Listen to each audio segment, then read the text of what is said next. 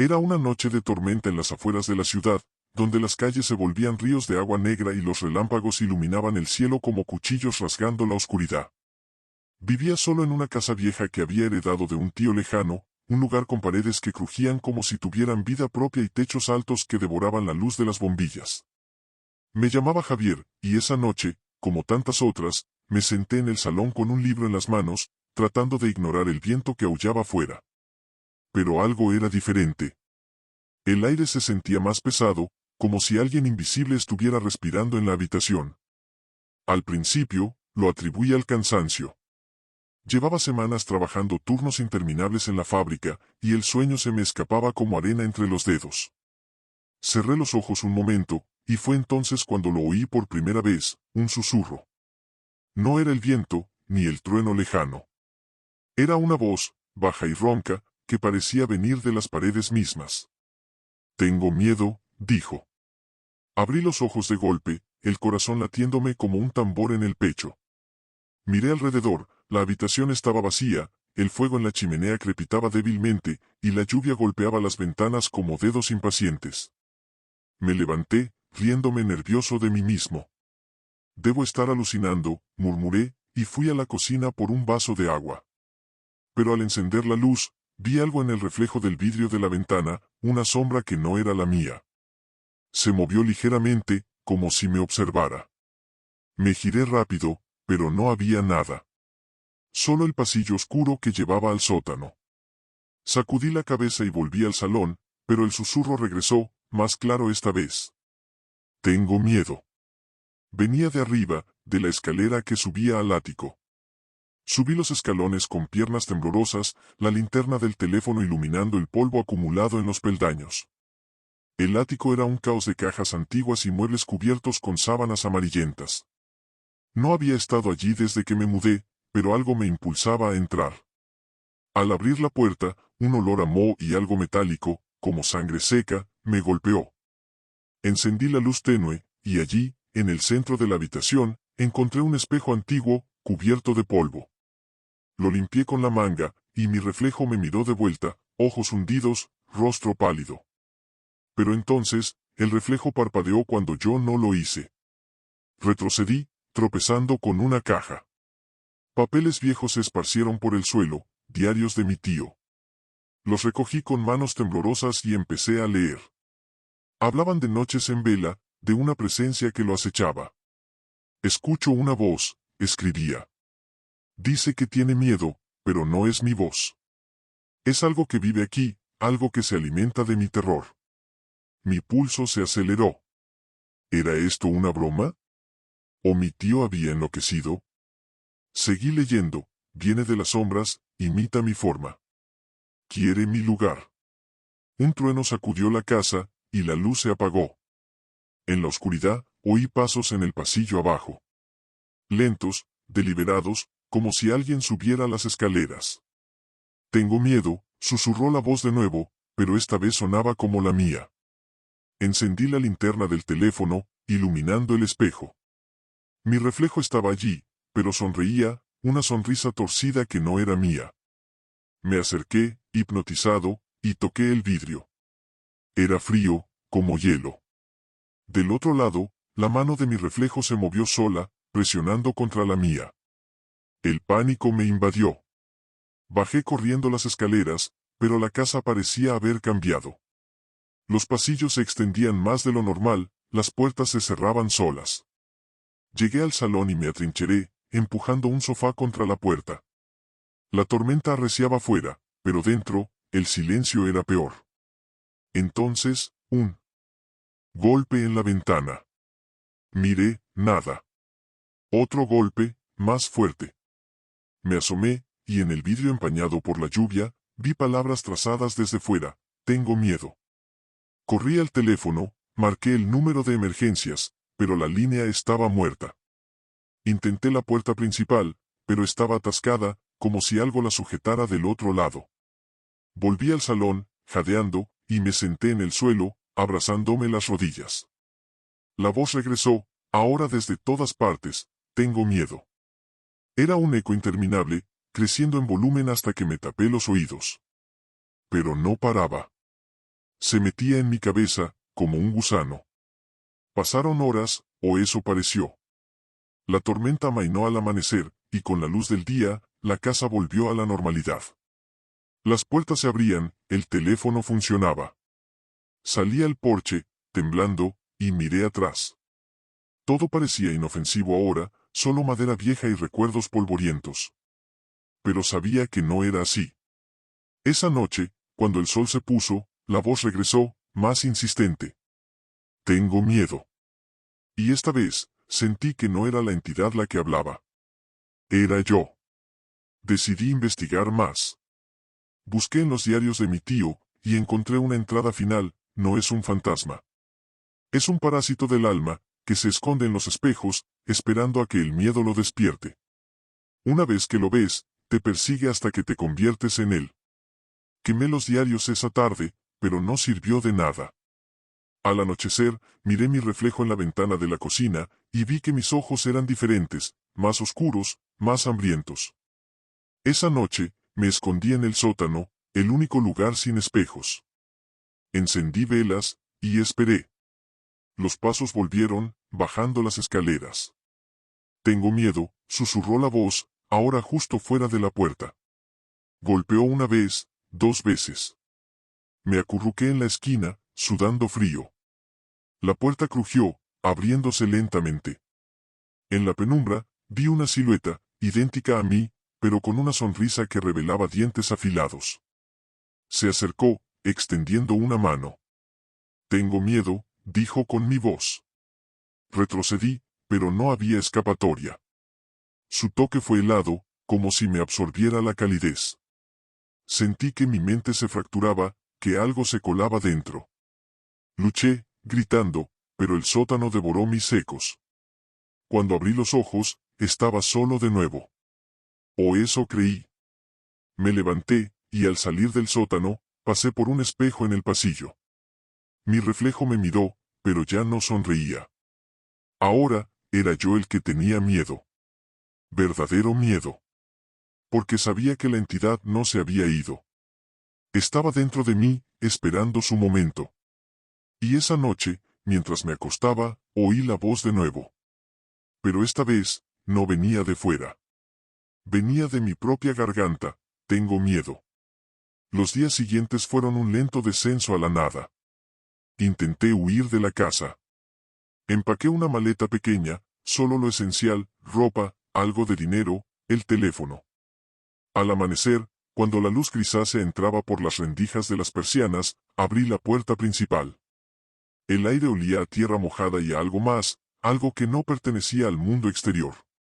Di un paso hacia el porche y sentí un tirón en el pecho, como si un hilo invisible me sujetara desde dentro. Miré hacia atrás. La casa parecía observarme.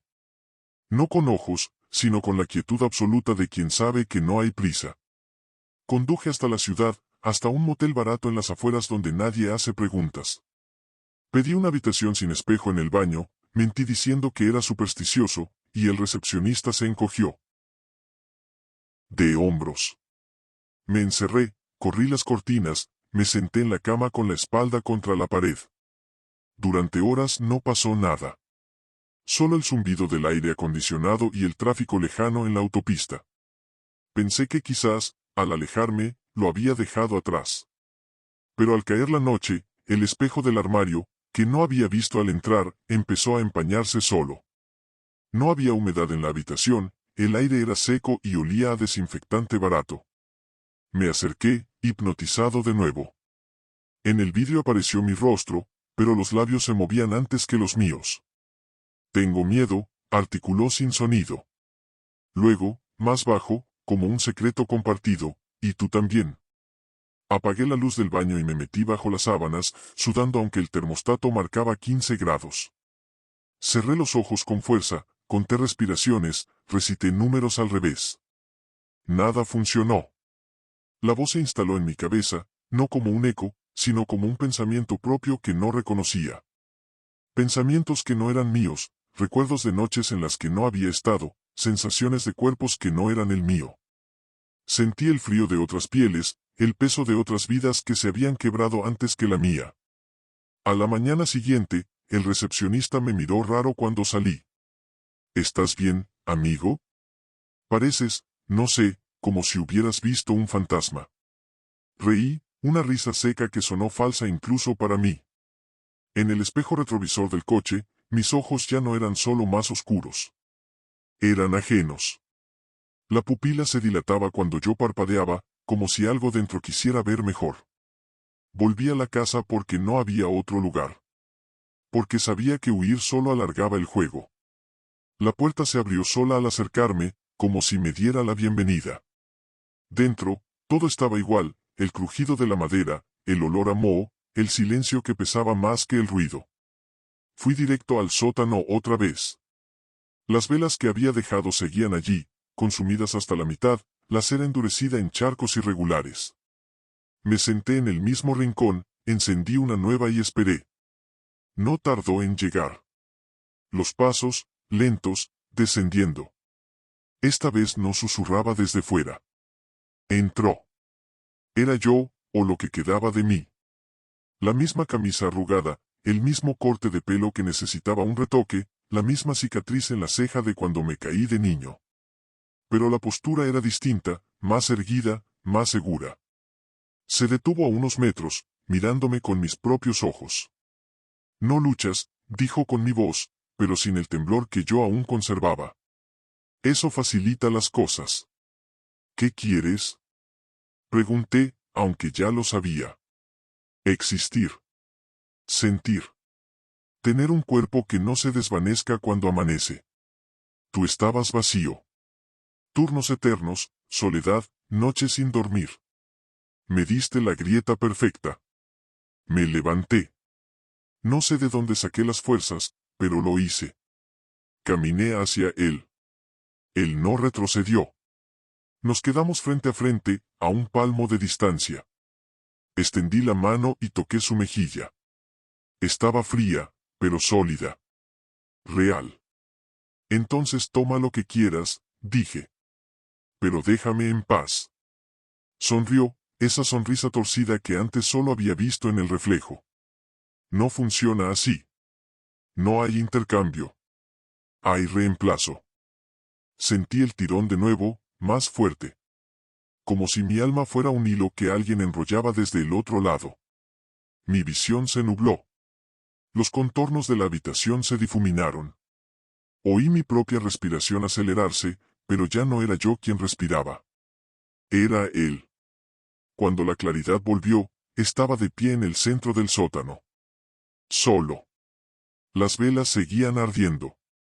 Miré mis manos, eran las mías, pero se sentían prestadas. Subí las escaleras. La casa ya no crujía. Estaba en calma, como si hubiera encontrado por fin lo que buscaba. Me senté en el salón, encendí la lámpara y miré por la ventana. La tormenta había pasado hacía días, pero el cielo seguía gris. Afuera, el mundo continuaba. Adentro, yo también. Solo que ahora, cuando digo, tengo miedo, ya no es un lamento. Es una promesa. Porque el miedo ya no me consume. Lo controlo. Lo uso. Y cuando alguien más entre en esta casa, cuando otro Javier herede las paredes que respiran, yo estaré esperando. En el espejo. En la voz. En el silencio entre dos latidos. Tengo miedo, sí. Pero ya no es mío. Los días se volvieron indistinguibles. Ya no contaba el tiempo por el sol o por el reloj, lo medía por el intervalo entre un latido y el siguiente, porque cada uno parecía costarme más esfuerzo, como si el corazón estuviera aprendiendo a olvidarse de bombear. Salía de la casa solo cuando era estrictamente necesario.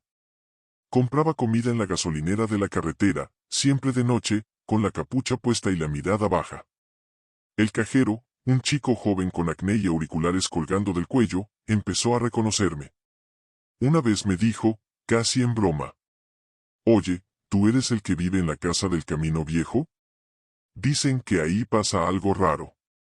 Que la luz del porche se enciende sola a las 3 de la mañana». Sonreí con la mitad de la boca, la mitad que aún sentía mía. «Rumores», respondí, y pagué en efectivo.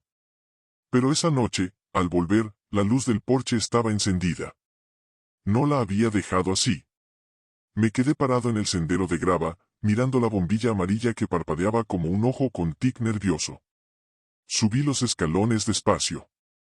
Al abrir la puerta, el olor me golpeó primero, no era moho ni sangre seca. Era ozono, como después de un rayo muy cercano, mezclado con algo orgánico y podrido. Entré. Todas las luces de la casa estaban encendidas. No las bombillas normales, sino una luz fría, azulada, que parecía venir de dentro de las paredes mismas. Los muebles habían cambiado de sitio. El sofá estaba en el centro del salón, vuelto hacia la chimenea apagada.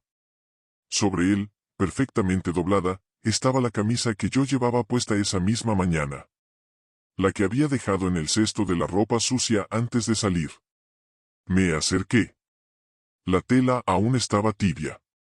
Entonces lo oí. No era un susurro esta vez. Era un jadeo entrecortado, como alguien que intenta no llorar pero no puede contenerlo. Venía del piso de arriba. Subí. Cada peldaño crujía con un sonido distinto, casi como sílabas.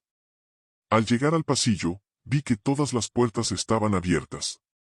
Todas menos una, la del dormitorio principal, la habitación que nunca usaba porque el armario tenía un espejo de cuerpo entero que nunca había tenido valor de tapar. La puerta estaba cerrada, pero no con llave. Solo entornada. Empujé. Dentro, la luz azul era más intensa. El espejo del armario estaba descubierto. Y frente a él estaba yo. O lo que quedaba de mí. No sonreía esta vez. Lloraba. Lágrimas negras le corrían por las mejillas, dejando surcos que parecían quemar la piel. Se giró hacia mí lentamente. Sus ojos, mis ojos, estaban completamente blancos, sin pupila, sin iris. Solo dos huecos lechosos que absorbían la luz en lugar de reflejarla. Tengo miedo, dijo con mi voz, pero rota, como si las cuerdas vocales se estuvieran deshaciendo. Tengo miedo de lo que viene después.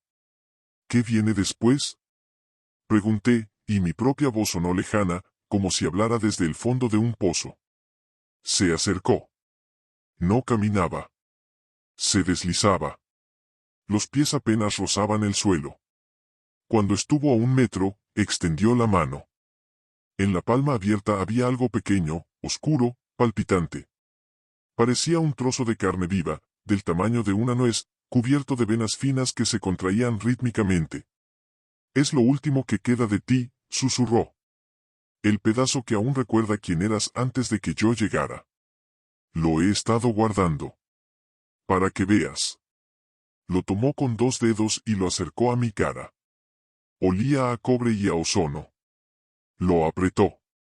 Un hilillo de líquido negro salió y cayó al suelo. Al tocar la madera, el piso empezó a burbujear, como si se estuviera derritiendo desde dentro.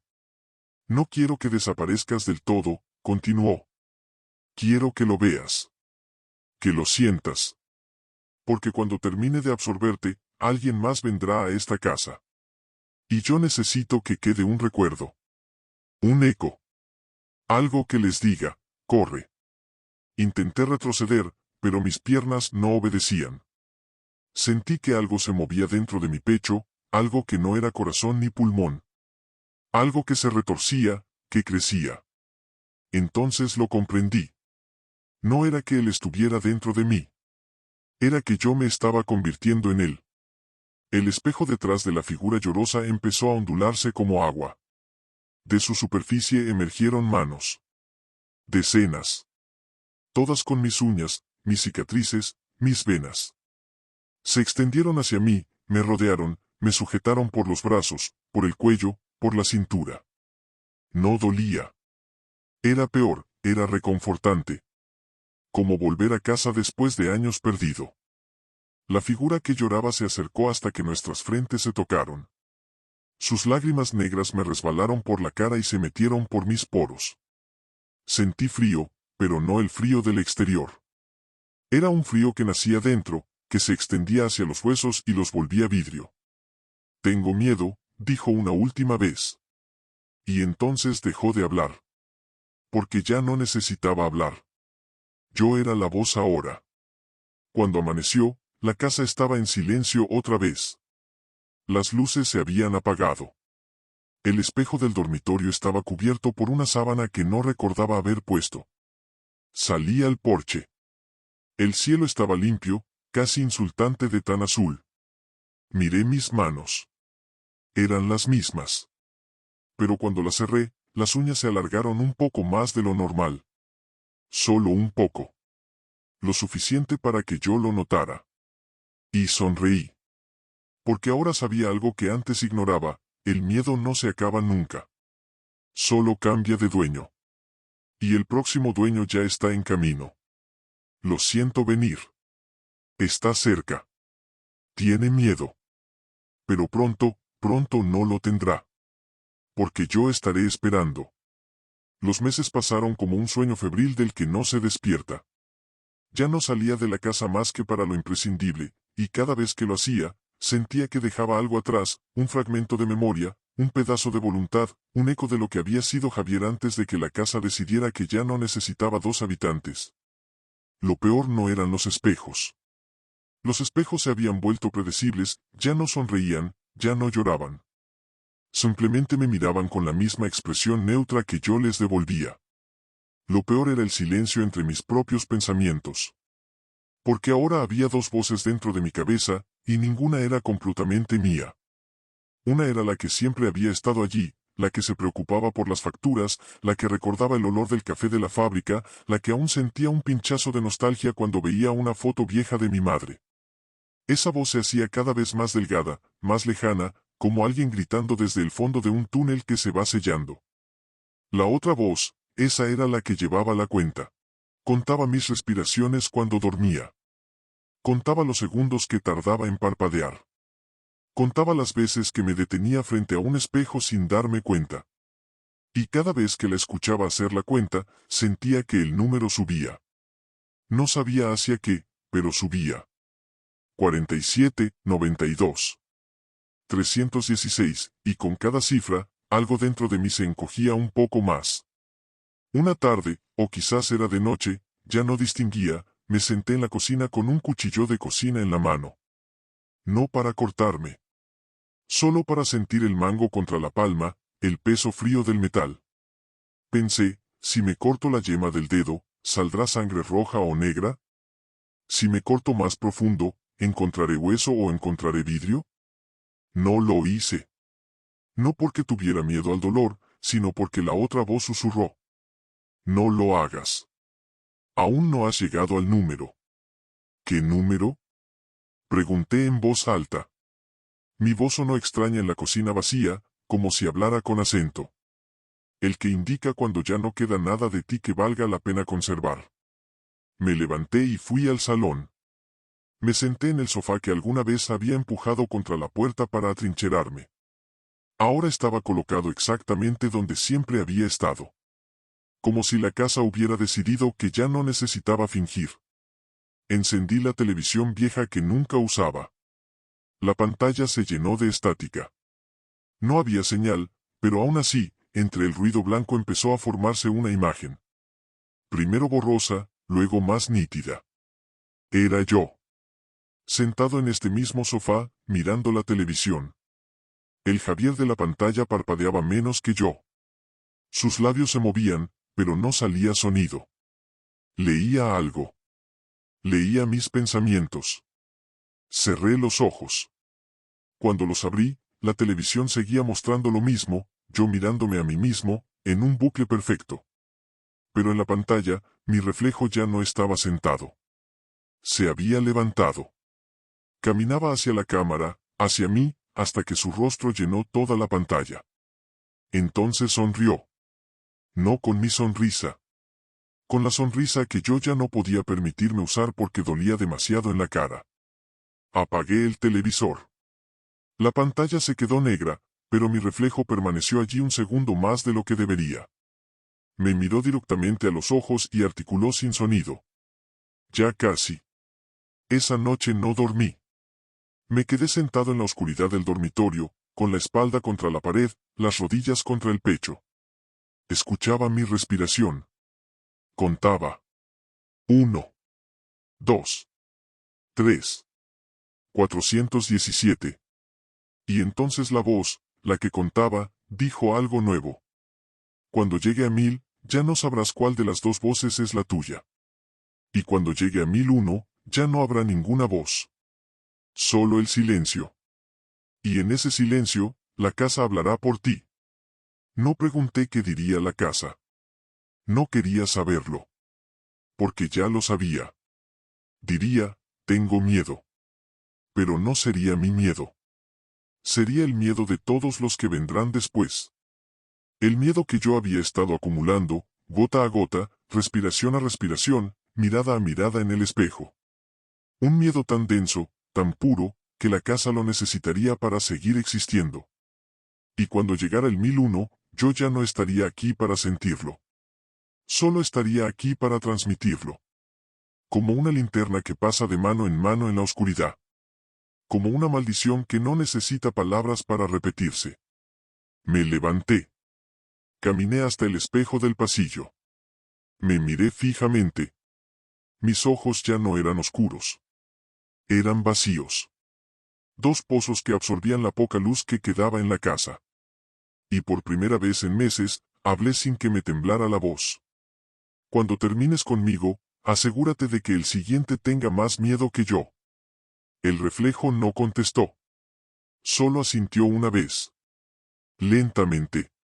Como si ya estuviera practicando para cuando tuviera que hacerlo frente a otro. Y en ese gesto, entendí que el final no era cuando yo desapareciera. El final era cuando empezara a esperar al siguiente. Porque entonces, de verdad, ya no habría escapatoria. Ni para mí, ni para nadie.